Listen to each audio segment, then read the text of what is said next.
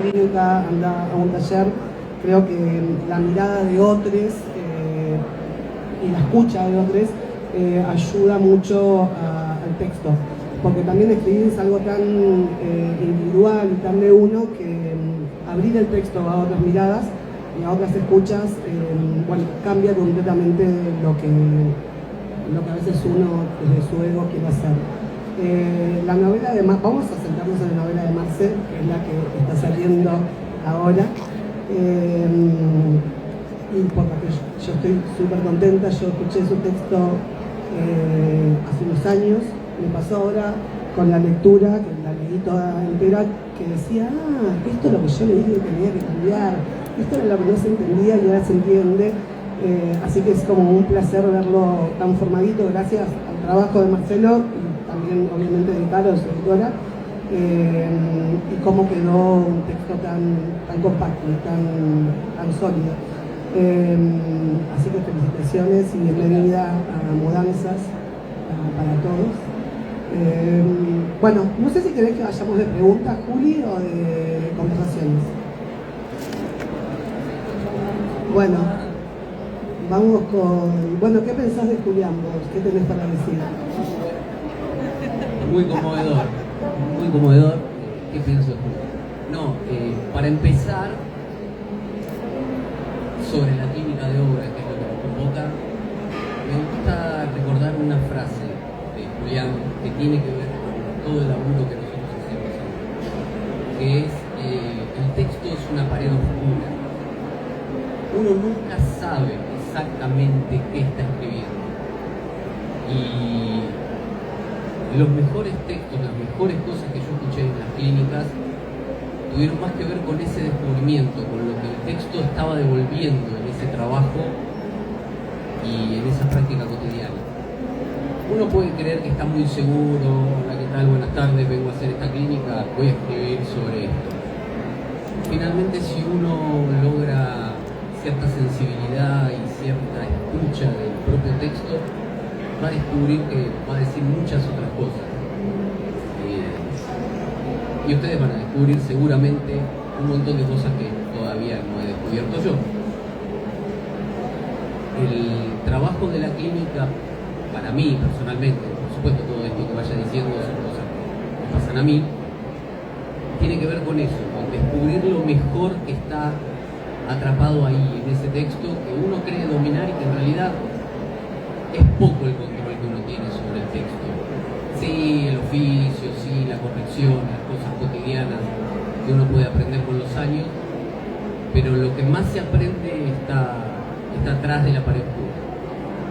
Y eso no lo podría haber hecho en otro lugar que no hubiese sido la clínica de Juli, porque fue el lugar donde encontré la mejor manera para hacerlo. Como lector, a mí siempre me gustaron más los libros escritos por personas más complejas, más formadas, más interesantes, no necesariamente academia, no necesariamente en ese sentido, pero sí de personas complejas. Y me parece que Julián algo de eso sospecha, porque además de dar una clínica de obra, nos va dando herramientas para ser mejores, más profundos, más interesantes, lecturas, formas de ver la escritura y la vida en un montón de aspectos, y eso inexorablemente repercute en el texto, no cae saco roto, eso se condensa, solo está ahí, de cuerpo y alma, esas cosas se capitalizan siempre. Como me puse muy solemne, ahora voy a pasar el micrófono, ¿no? Pero es una experiencia espectacular y indispensable. Vi el trabajo de Raquel, que fue un trabajo también muy profesional, muy profundo, el trabajo de montones de compañeros y compañeras en ese aspecto, y es maravilloso. Más allá del destino que todos esperamos, que los libros se completen, se publiquen, salgan adelante, el trabajo en la clínica es una experiencia que está muy buena, muy enriquecedora. No sé si a usted le parece algo similar, pero aprovecho para tomar agua y pasar el micrófono.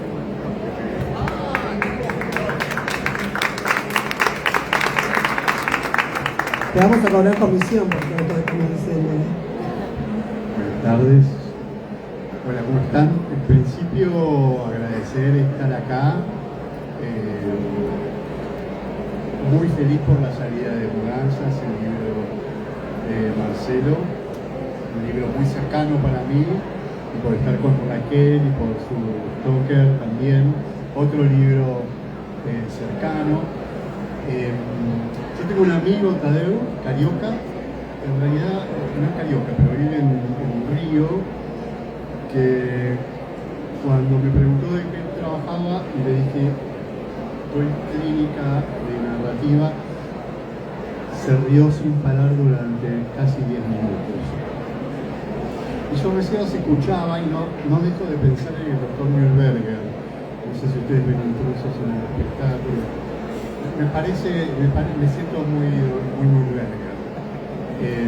La clínica de Julián. Me resulta curioso.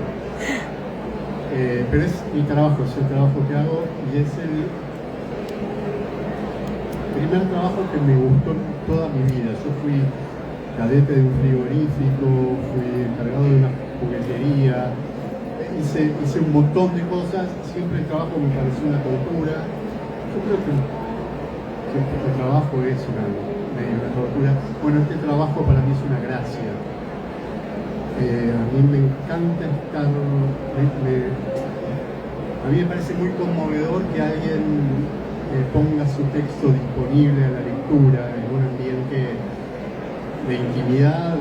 Yo trabajo con grupos chicos porque necesito eso.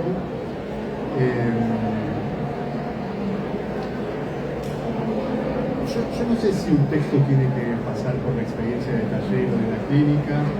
De hecho, una de las escritoras que yo más admiro abomina de esa idea.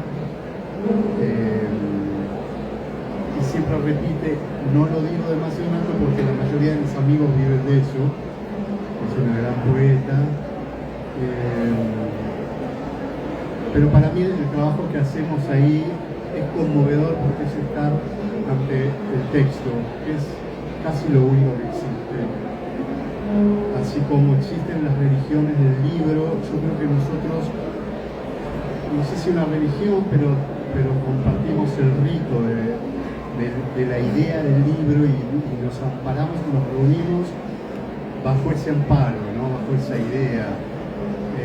Cuando un texto llega a ser libro, es un momento muy especial porque es la materialización de mucho tiempo de trabajo y mucho tiempo de neurosis y mucho tiempo de mucho dolor a veces, de búsquedas muy angustiosas, a veces graciosas y placenteras, pero no siempre. Es de verdad la concreción de mucho tiempo y mucha concentración de trabajo. Y eso solo ya, si uno lo mira desde afuera, es conmovedor. Yo soy escritor como Raquel y como Marcelo.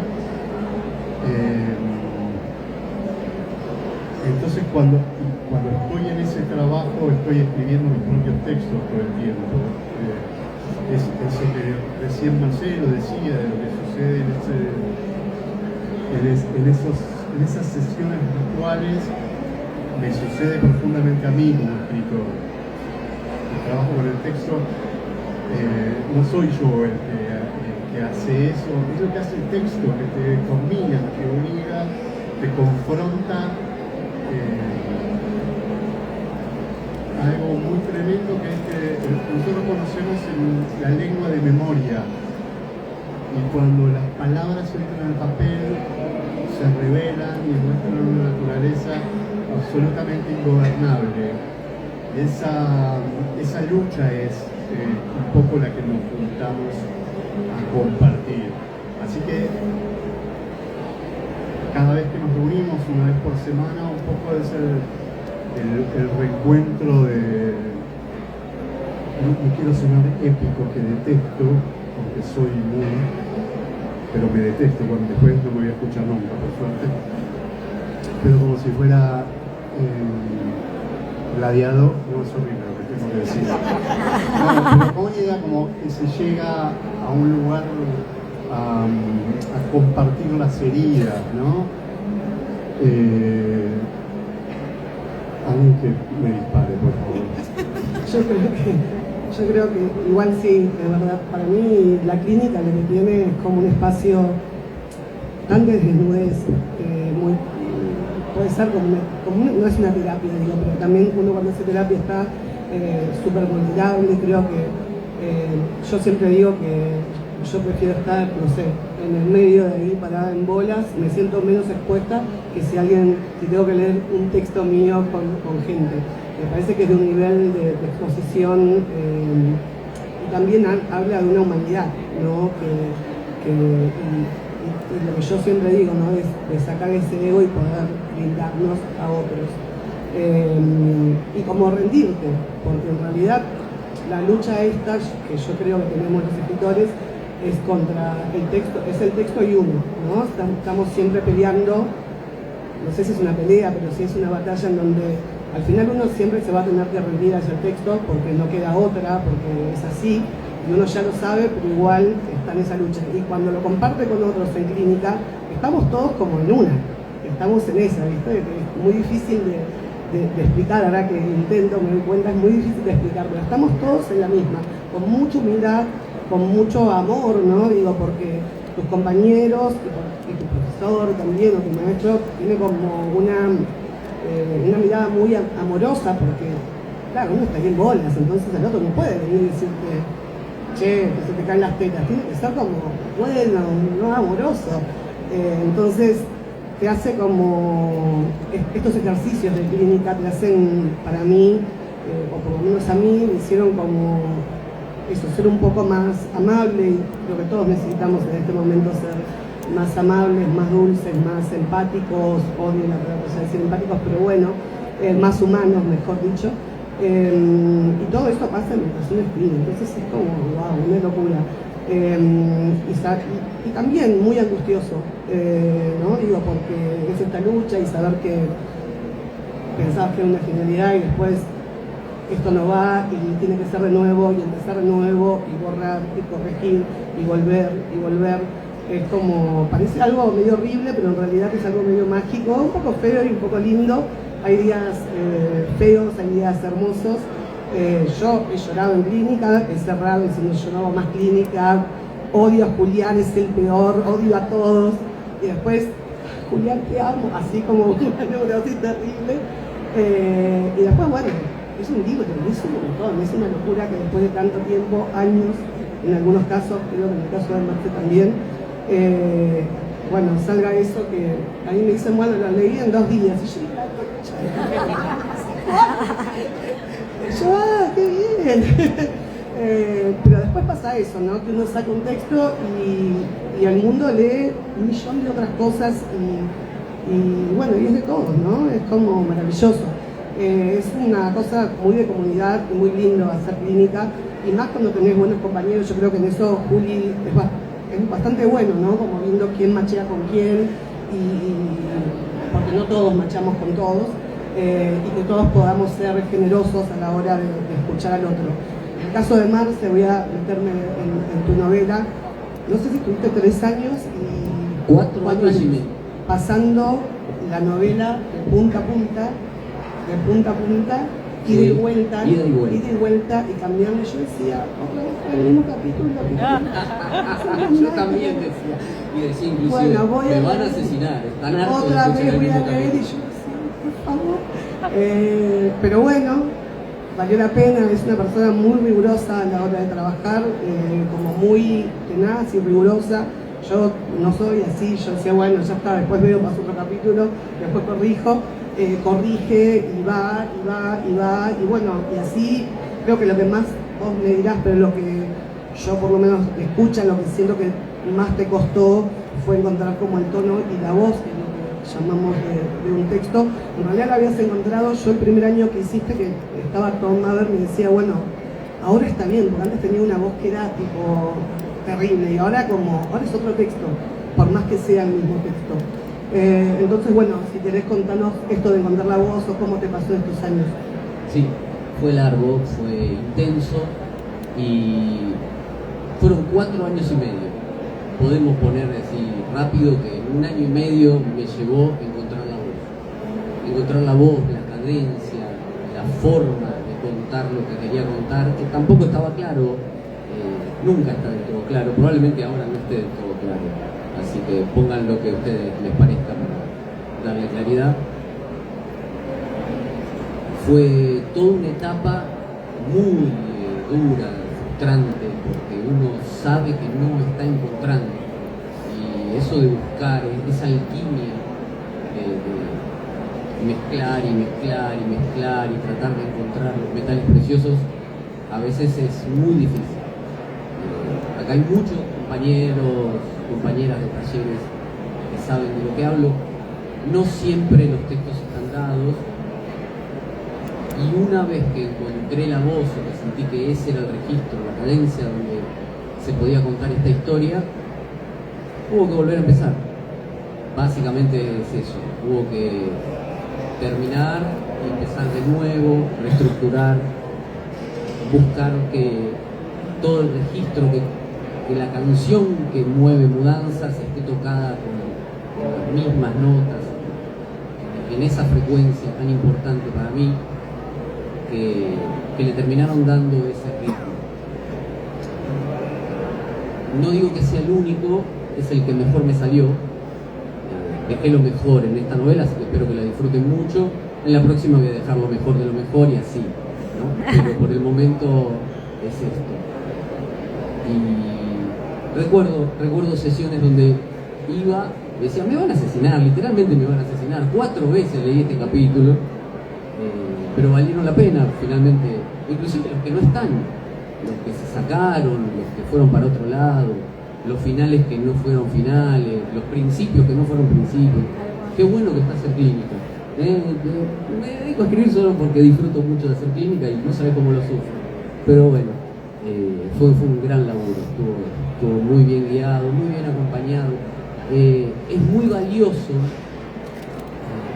Yo noté muchas veces que no se cuesta valorar también las devoluciones de los compañeros, porque como es algo tan íntimo, uno se siente tan expuesto, hay como una resistencia ahí, pero lo grupal lo hace genial. Las devoluciones de las compañeras, de los compañeros, los distintos enfoques ayudan a calibrar esos anteojos con los que uno está tratando de ver el texto. Es muy noble eso. Es muy noble el ejercicio de los compañeros también, escuchando, recomendando, dando sus opiniones. No sé si podría escribir de otra forma. Es una forma que disfruto y que me parece que sale lo mejor de lo que puedo hacer. Pero son opiniones, a cada uno le parece. Yo creo que es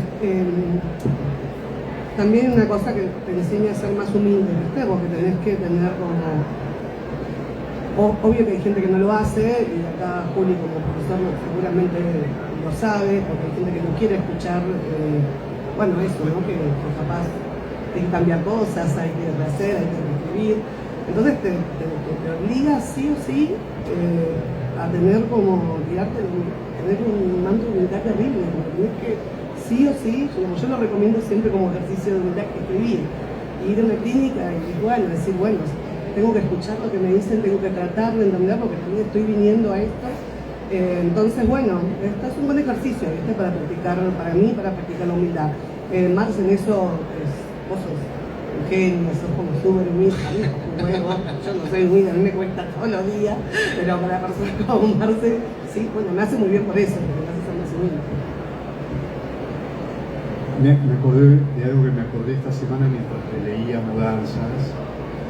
En realidad lo leía por primera vez porque yo conozco el texto mucho, por suerte, pero bueno, Marcelo me trajo el libro el lunes y me acordé de hace, no sé, más de 30 años, una amiga me contó que estaba yendo a una profesora de canto y uno de los ejercicios era que tenía que cantar al lado de una pared y había una hoja de un árbol y la hoja no se tenía que caer, tenía que mantenerla con la emisión de aire. y no se tenía que caer. Y ya me parecía una locura eso. Y me acordé mientras leía Mudanza, porque me olvidaba del texto y me entregaba una respiración notable, muy dulce, sorprendente. Eso, el texto respiraba muy cerca del oído, es un texto que te habla como en voz baja. A mí me encanta cuando los escritores me hablan al oído. Es un tipo de literatura que me encanta. Por supuesto que no es la única, pero me encanta porque eso supone la modulación de un tono que tiene que un poco acompañarte y no perderte, ¿no? Que no te pierdas en ese arrullo, mantenerte, sostenerte como esa hojita de la profesora de canto esta. Y me parecía realmente precioso ese efecto de un libro que incluso te propone como una respiración, ¿no? Eso, ese nivel de liviandad y de brevedad es una inversión de trabajo. En este caso yo lo sé específicamente. Marcelo es el niño plus ultra, es el ejemplo de todos los grupos, porque Marcelo trae, lee, escucha las devoluciones y a la vez siguiente viene con el texto renovado. Es único, es en general los escritores hacemos así, decimos muy bien que nos ofendemos, estamos 15 días puteando, 15 días recuperándonos y después diciendo mi texto es una mierda, no lo voy a volver a escribir. O sea, tardamos mucho porque somos gente muy... Yo supongo que todos los oficios, si yo estuviera hablando de tornería, tal vez estaría diciendo lo mismo. Que lo que para nosotros es conmovedor es que nos sentimos oficiales, ¿no? de un oficio y que, bueno, elegimos el oficio de las palabras porque es lo que nos conmueve a nosotros. Y para retomar la percepción de un laburo absolutamente contundente con una materia que a veces se pone muy dura, que son las palabras, lograr ese nivel de levedad era un regalo, ¿no? Y es de Marcelo y es la inversión de mucho tiempo de Marcelo, de mucha mirada, de mucho trabajo, ¿no? Así como el tornero hace la pieza y lima o no sé qué verbo decía. Sí, está muy bien, de basta, de basta. Por eso, supongo que, bueno, y en ese sentido me amigo con la idea de que estamos hablando de técnica, de escritura, estamos hablando de un oficio practicado con ternura y con compromiso, así que eso siempre me parece algo para festejar. Y ahora encima tenemos un libro. Quería decir algo con respecto al tono. ¿Hola? Bueno, ¿me escuchás? Algo del tono de la novela. A mí me pasó lo mismo y me acordé cuando lo leía de un momento en clínica. Marce tiene una manera de leer, hoy seguramente lo va a leer. Y me acuerdo que vos, Juli, le dijiste un día, para que lo lea otro texto. Y yo después entendí, ahora que lo leía, en realidad el texto funciona aunque no lo leas. Y yo decía, claro, sigue funcionando. No necesitamos que el autor esté dándole una impronta, sino como que, bueno, mantiene ese tono. A mí es lo que más me gustó del texto, también coincido.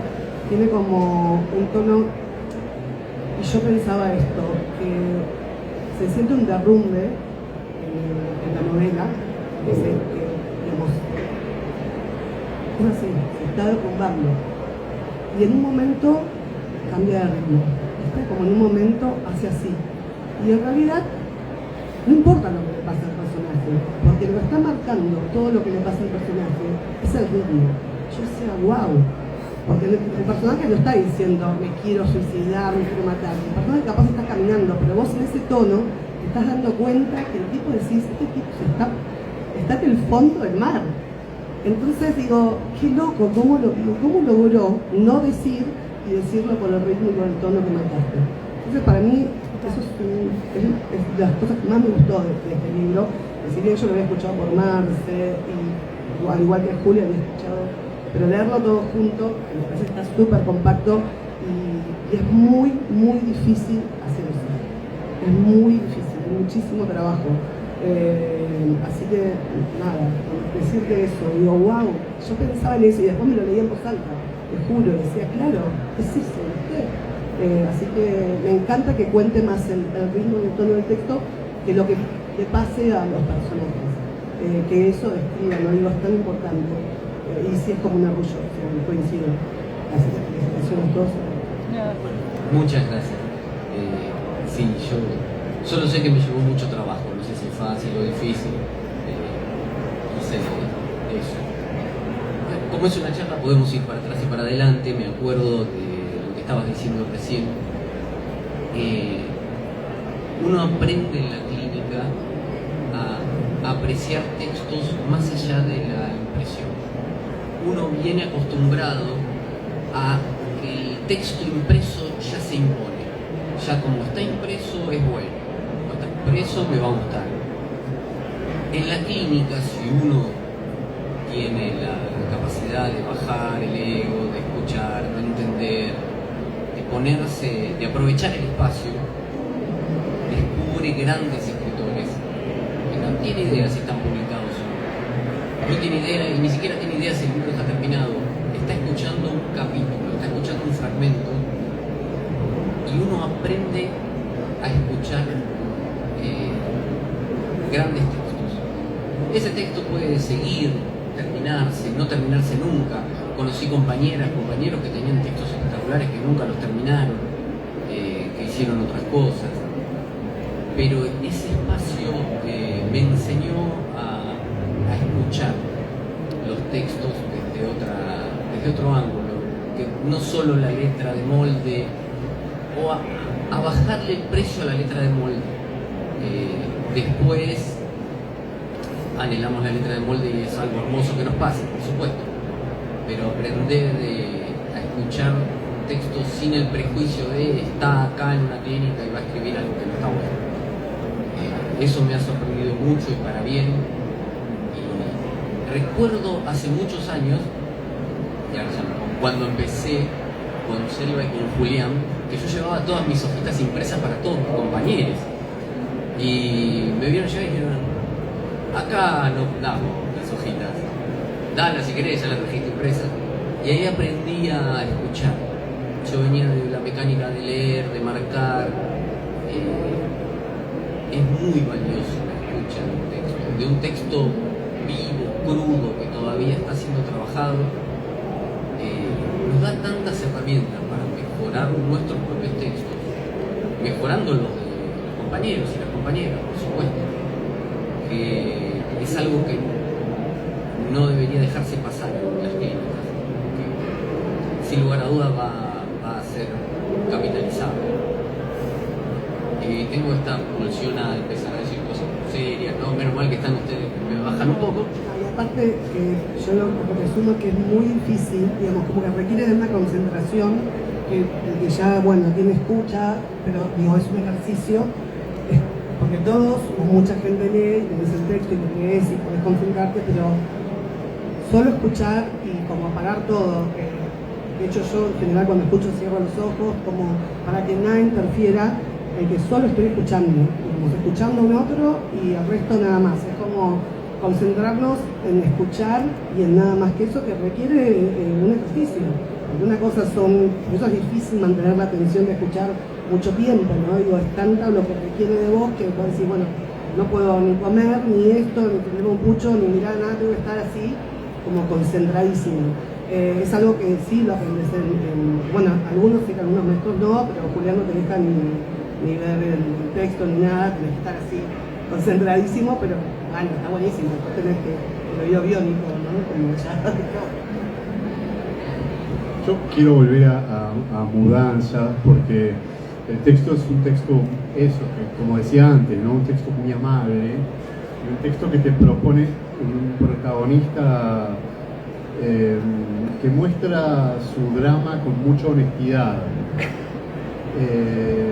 Entonces uno lo acompaña y uno puede ver el cuadro total y comprende que yo en un momento yo lo quería cagar a trompadas. En un momento me complicó mucho ese personaje al que venía acompañando. Me hizo acordar a gente que conozco y con la que me quedé con ganas de cagar a trompadas. Quiero decir, es un texto que habla en el tono que decíamos, que tiene esa respiración baja y leve, pero también es un texto que se mete también medio, no sé si salvajemente, pero con bastante honestidad en un personaje que también es muy deshonesto. Y a mí eso me encanta porque me parece muy incómodo cuando lo acompaño a cosas que yo miro como moralmente no del todo aceptables. Y siempre me alegro de que no haya, de que cierta idea correcta de cómo es ser un varón haya mancebado a ese protagonista, ¿no? Y a quien lo escribió, por supuesto. A pesar de que yo en algún momento al protagonista lo puteo profundamente. Al escritor también, vamos a explicarlo. Al escritor más. No, al escritor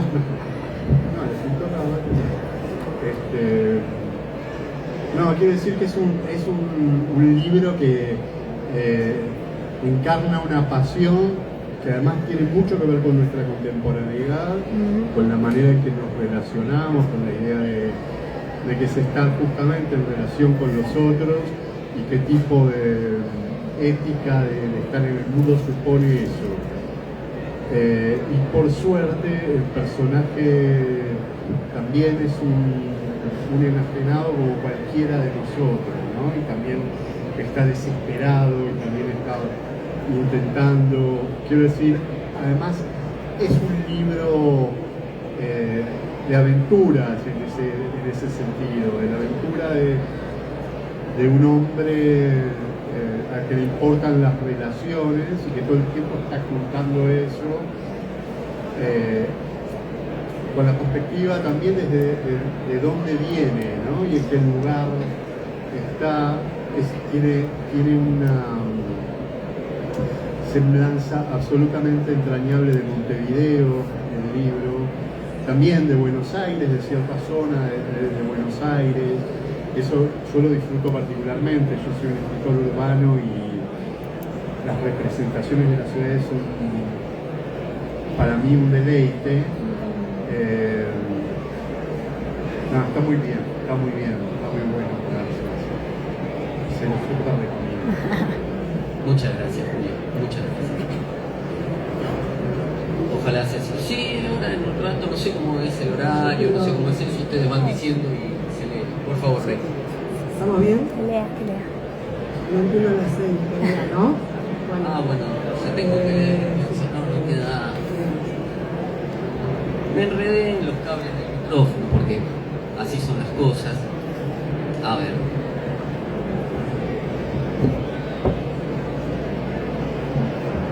En todo caso, después abrir preguntas.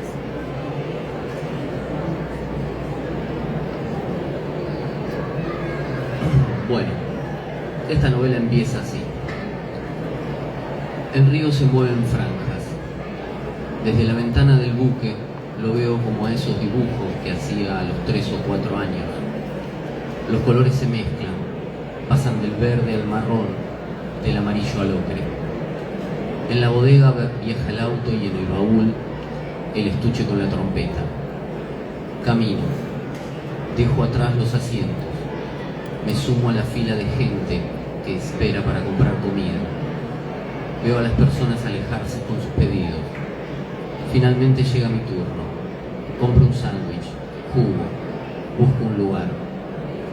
Junto a un ventanal, 2 hombres conversan sentados a una mesa.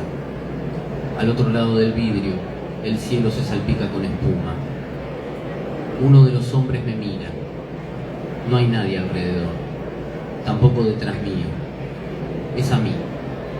Me mira mientras habla. Bajo los ojos, me alejo. Doy un par de vueltas hasta volver al sector de los asientos. Veo molleras, panza, piernas desde arriba. Una mujer duerme reclinada hacia atrás. Tiene la boca abierta y al respirar deja oír una especie de lamento. Los pasajeros de alrededor no lo escuchan. Usan auriculares, miran pantallas, leen.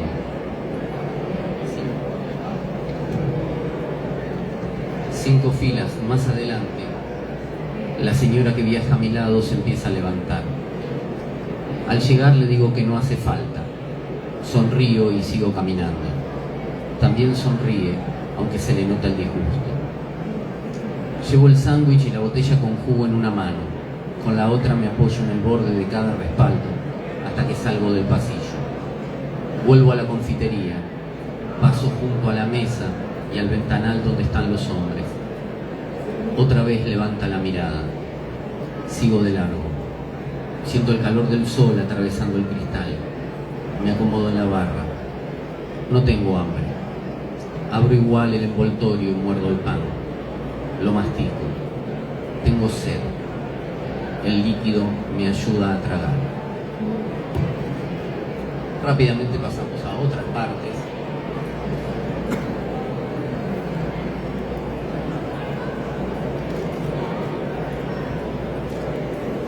Capítulo 6.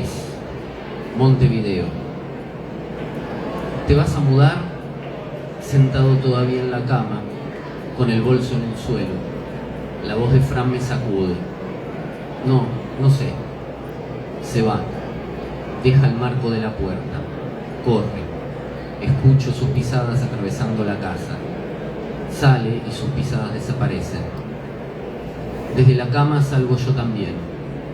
Tengo la edad de Fran y mi papá está en la vereda. Arregla su taxi. Casi todos los fines de semana tiene algo que hacerle. Las partes se agujerean, se abollan, se gastan. Me acerco despacio. Escucho su voz desde abajo del auto. Maldice la falta de plata. Repite frases de mi abuela en napolitano. Porca miseria, mannacha pataterno. Suena a Dios a cada rato.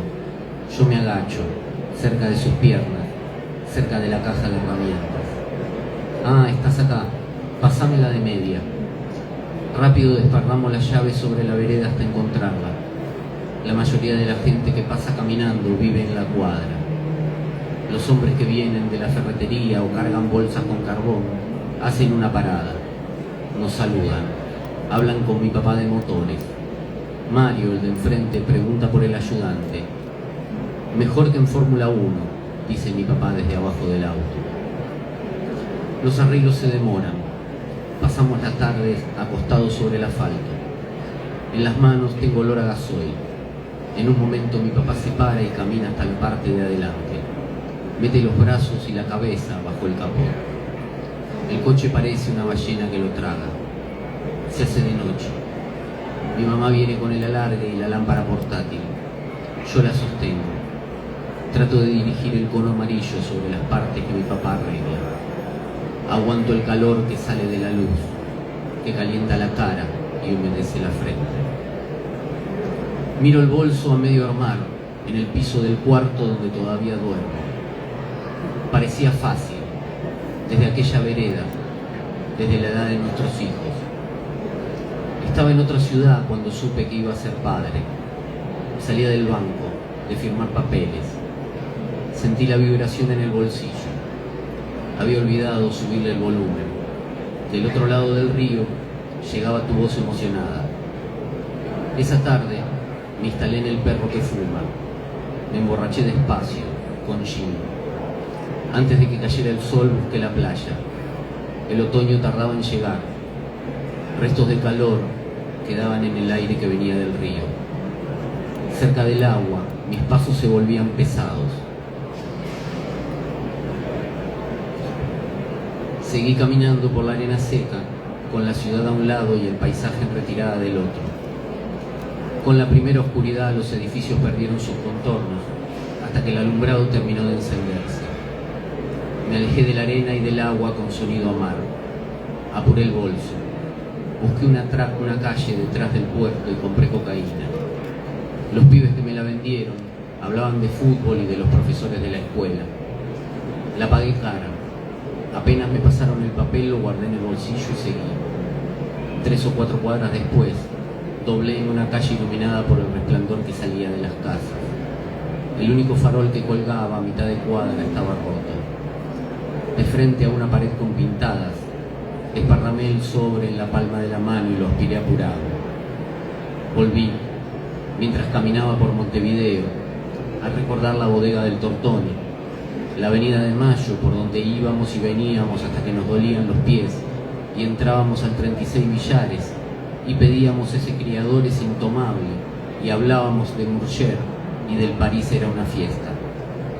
Volví al departamento en Retiro, aquel edificio con ascensores de rejas, ambientes grandes y techos altos, a esas ventanas que cerraban mal y a los radiadores tapados. En ese lugar, sobre la tapa de unas cerdos y peces, aprendí a separar una raya y conocí el gusto amargo que queda atrás, en el fondo de la boca. Ese gusto me acompañó hasta el hotel. El comedor había cerrado, pero el conserje encendió la luz y me dejó sentar en una mesa. Trajo una botella de whisky por la mitad, me sirvió, la dejó sobre la mesa y se fue.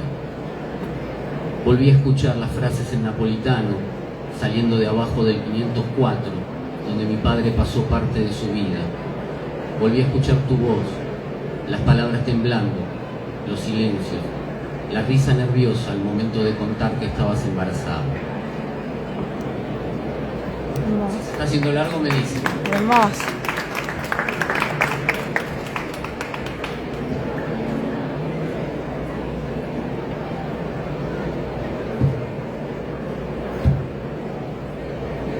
Termino con esto. Este es el capítulo 29, se llama Descalzo.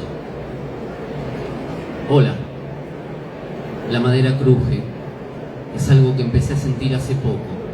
Un sonido seco que vino con el silencio. Cambia de lugar, de tono. Suena cuando quiere. No hay manera de predecirlo. Cuando pasa, disimulo el gusto que me da como si fuera a desaparecer si lo festejo. Sigo con lo mío, como si no hubiera escuchado o no me importase. Esa mañana también seguí. Tuviste que llamar 2 veces antes de que dejara la trompeta sobre la cama y te fuera a abrir. Hace unos días que paso y te escucho, me quedo abajo, sentado en el primer escalón. Tenés los ojos vidriosos, una remera blanca sin mangas, bermudas celestes y aliento porro. Sos el deseo de alguien que dejaron en mi puerta por error. No sé, de tanto escucharte me dieron ganas de llamar y ver quién eras. De fondo un cielo claro. Abajo la calle de arena, los pinos finos y altos, alguna rama. Lejos.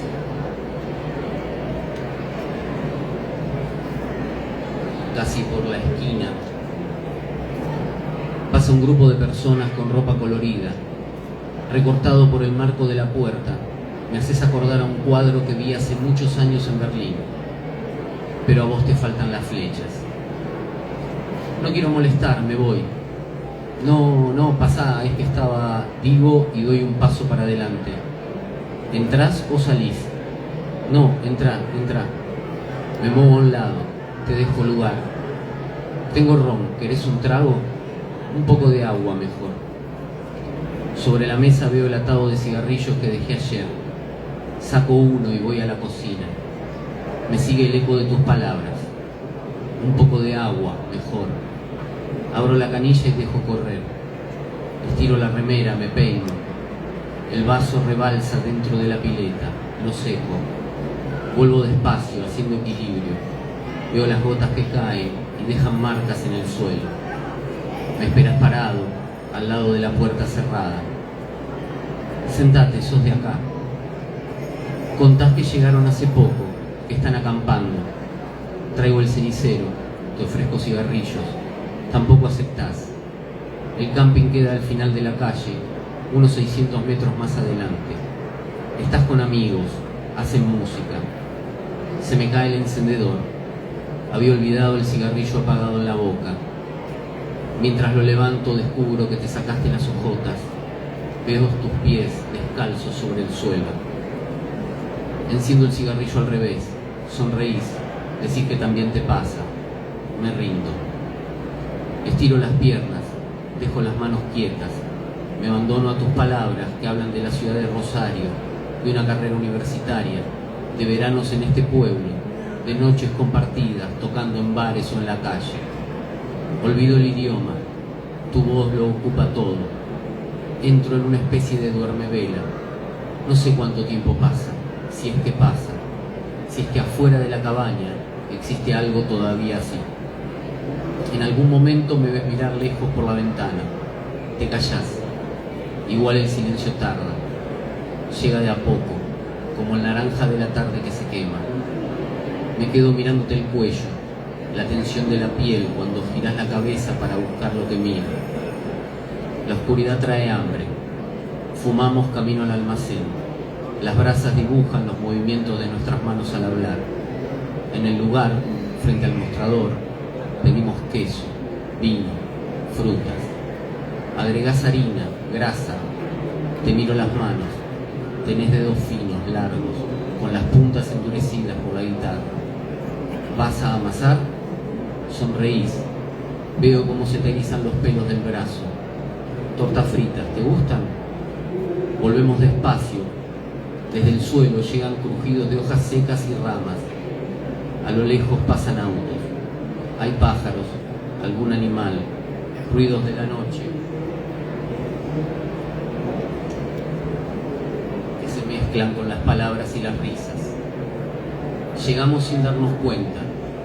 Junto a la puerta apoyamos las bolsas mientras busco la llave. Al salir olvidamos dejar alguna luz encendida. Te acercás, decís algo que apenas escucho. Tu voz finalmente se diluye. Levanto la cabeza. Nos besamos.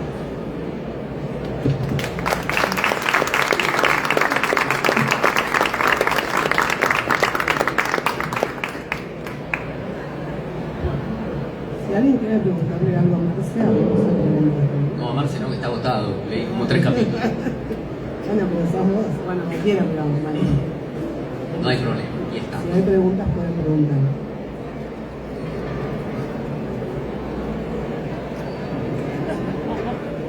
Hablaba mucho del tema de dejar de ser humilde, ¿no? En la clínica, que digo que está buenísimo, pero también un poco, en algún momento supongo que a algo te tenés que aferrar, o sea, vos recibís un montón de evoluciones, pero hay un momento en el que decís, bueno, ahora ya está, ahora esto es mío y lo voy a defender.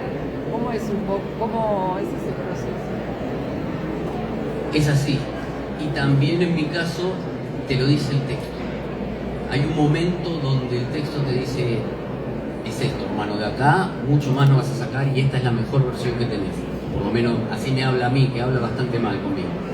Pero me dice, se presenta. Vos seguís preguntando hasta que en un momento sentís que está.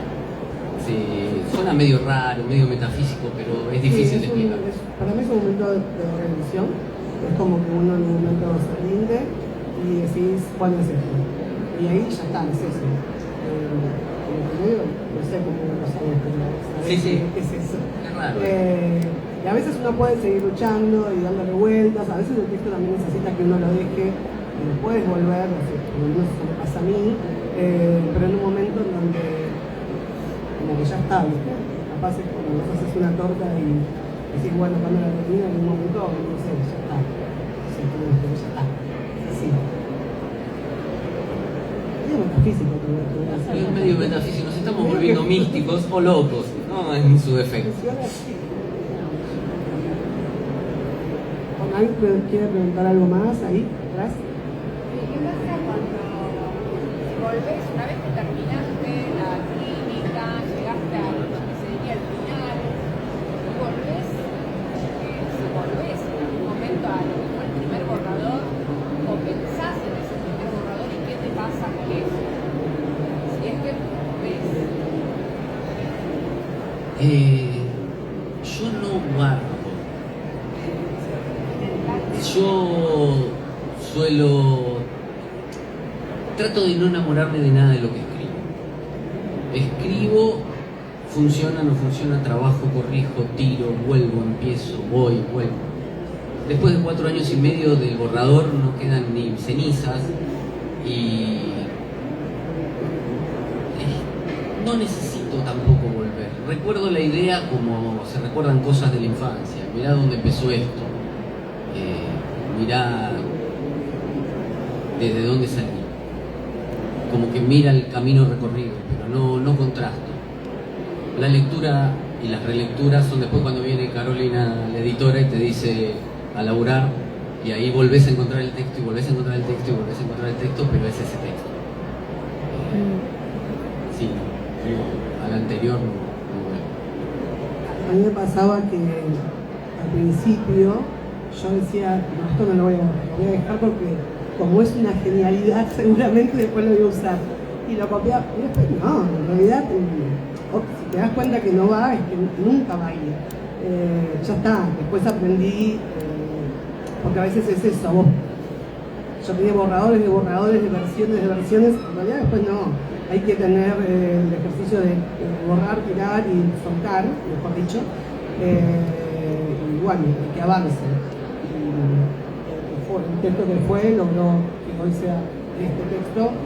Ya, también para mí hay un momento difícil que es el de decir, bueno, ya está editado y yo si ahora agarro este libro lo quiero hacer todo de nuevo, pero ya está. Yo estaba corrigiendo mientras leía. Estaba corrigiendo acá. Eso siempre pasa, estás leyendo y decís, bueno, acá lo voy a cambiar. Pero después, bueno, hay que soltarlo, hay un momento de soltarlo. ¿Alguien más quiere preguntar algo? ¿Estamos? Bueno, muchas gracias a todos por la escucha. Tienen para comprar mudanzas acá nomás, en los 7 Lobos.